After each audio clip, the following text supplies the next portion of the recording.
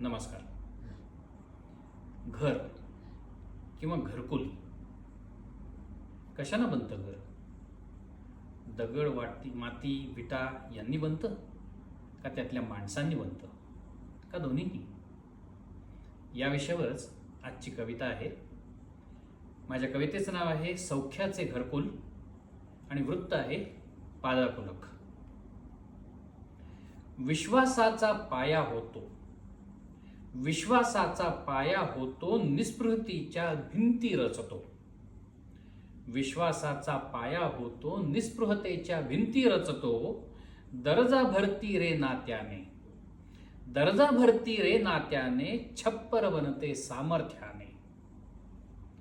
आशेचे त्या रंग लावले, आशेचे त्या रंग लावले, संबंधांनी पूर्ण जाहले. आशेचे त्या रंग लावले, संबंधांनी पूर्ण जाहले.